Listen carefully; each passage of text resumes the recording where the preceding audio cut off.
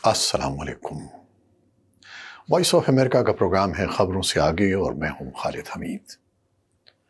नाज़रीन, गुज़श्ता 40 बरस से ज़ायद अरसे से जारी जंग, तशद्दुद, गुर्बत की वजह से अफ़गानिस्तान दुनिया के उन ममालिक में शामिल है जिसकी बड़ी आबादी बेघर है और नक़ल मकानी का सामना कर रही है। इस वक्त 60 लाख से ज़ायद अफ़गान मुल्क से बाहर मुहाजिर हैं। मुल्क में 35 लाख के करीब अफराद अंदरूनी तौर पर नक़ल मकानी कर चुके हैं। मुल्क की आबादी 4 करोड़ के करीब है। बहुत से लोग जंग, ज़लज़ले, खुशहाली और दीगर वजूहात से मुहाजिर बनने पर मजबूर हुए हैं।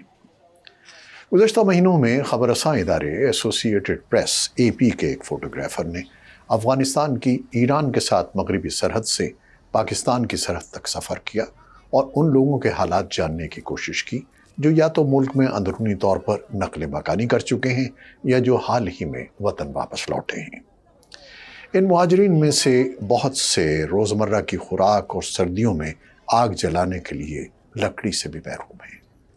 अक्सर औक़ात औरतें और बच्चे भीख मांगने पर मजबूर हो जाते हैं, जबकि कुछ लोग अपनी नौजवान बेटियों का ब्याह ऐसे लोगों से कर देते हैं जो उसके बदले कीमत देने पर राज़ी हों।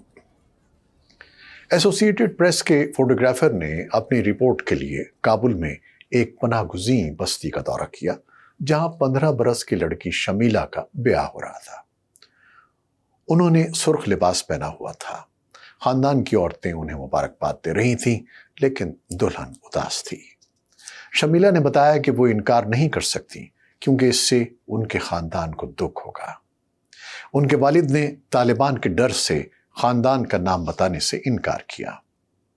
शमीला के शौहर का खानदान उनसे रिश्ते के बदले उनके वालिद को रकम फराहम कर रहा है, जिसके जरिए वो अपना कर्ज उतारने की कोशिश करेंगे। शमीला का कहना था कि वो पढ़ लिख कर काम करना चाहती थी, वो स्कूल जाना चाहती थी। बकौल उनके, मुझे अपने तमाम ख्वाब अधूरे छोड़ने पड़े हैं। शायद इस तरह मैं अपने वालिद और ख़ानदान के किसी काम आ सकूं। रवां बरस पाकिस्तान की जानिब से गैर कानूनी तौर पर मुकीम अफ़गान बाशिंदों को मुल्क बदर करने के फ़ैसले के बाद बहुत से अफ़गान मुहाजिर अफ़गानिस्तान मुंतकिल हो गए हैं।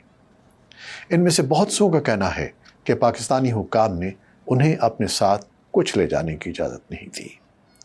उनका पहला पड़ाव तोरखम के नज़दीक एक कैंप है, जहाँ से तालिबान उन्हें किसी और कैंप में मुंतकिल करते हैं। खुराक की किल्लत के अलावा उनके पास सर्दी से बचने का काफ़ी साजो सामान और गम कपड़े भी नहीं हैं, जिसकी वजह से कैंप में अक्सर अफराद बीमार होते रहते हैं। कैंप के एक किनारे एक पहाड़ के नीचे 55 बरस के फारूक सादिक अपने सामान के साथ बैठे हैं।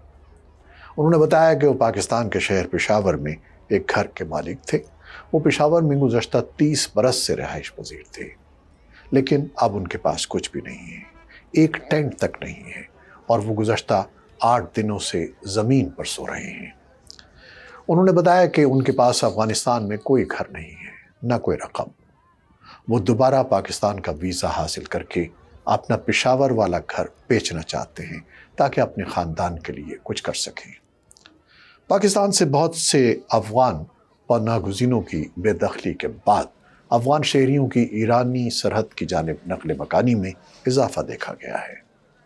ये अफराद काम की तलाश में वहाँ जा रहे हैं।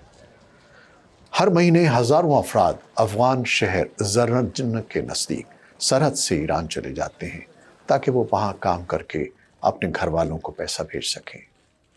इनमें 12 से 20-30 बरस की उम्र के नौजवान शामिल हैं। इनमें से बहुत सौ को ईरानी सरहदी फोर्सेस गिरफ्तार करके वापस उनके घर भेज देती हैं। इसके अलावा कुछ लोग पहाड़ों को अबूर करके पाकिस्तान की जुनूब मगरबी सरहद क्रॉस करते हैं ताकि वो वहाँ से ईरान जा सकें। एसोसिएटेड प्रेस के मुताबिक इन मुहाजिरीन पर दहशतगर्द तंजीम जंदुल्ला हमले करती है, जिससे बहुत से अफराद हलाक होते हैं। अक्टूबर के अवाइल में पाकिस्तान में गैर मुल्की तारिकीन वतन, ख़ासतौर पर पाकिस्तान में गैर कानूनी तौर पर मुकीम अफराद को मुल्क छोड़ने के लिए कहा गया। इस हुक्म ने लगभग 17 लाख अफ़गान मुहाजिरीन को मुतासिर किया, जिसकी वजह से न सिर्फ अफ़गान मुहाजिरीन में बेचैनी पैदा हुई बल्कि इस्लामाबाद और काबुल के ताल्लुकात में तनाव बढ़ गया है। آپ کی اس بارے میں کیا رائے ہے؟ افغان پناہ گزینوں کو ان کے ملک میں دوبارہ آباد کرنے کے لیے افغانستان میں قابض طالبان کی جانب سے کیا انتظامات کیے جانے چاہیے؟ اور پاکستان کو افغان پناہ گزینوں کے مسئلے کو انسانی ہمدردی کے نقطہ نظر سے حل کرنے میں کیا کردار ادا کرنا چاہیے؟ اپنی تجاویز سے ہمیں کمنٹس میں آگاہ کیجیے گا۔ منتظر، خالد حمید۔ اللہ حافظ۔